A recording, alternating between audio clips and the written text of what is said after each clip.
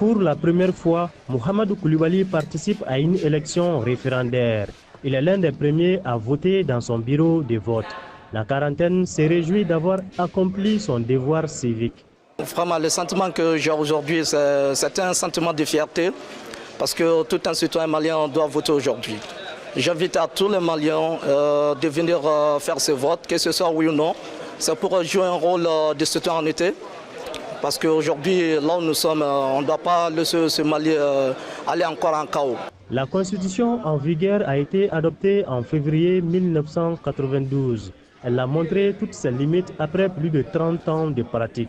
C'est pourquoi les Maliens ont recommandé l'adoption d'une nouvelle constitution lors des assises nationales de la refondation tenues en décembre 2021. Pour le Premier ministre de la Transition, cette élection référendaire est historique et ouvre de nouvelles perspectives pour le Mali.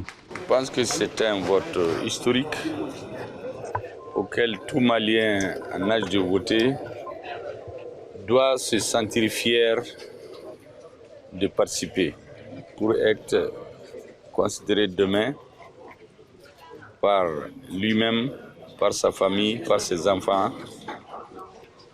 qu'il est un acteur majeur du processus de changement pour la refondation auquel les Maliens sont en train de travailler avec le président de la transition en tête.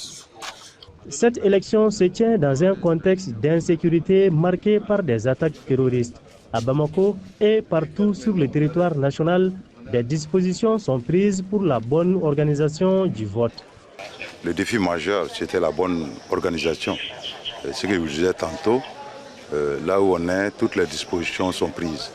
Au plan organisation technique et matérielle, au plan sécuritaire, au plan de façon générale de la stabilité au niveau du district de Bamako, nous pouvons vraiment vous donner l'assurance que toutes les dispositions sont prises pour que les électeurs puissent voter dans des conditions de sérénité totale.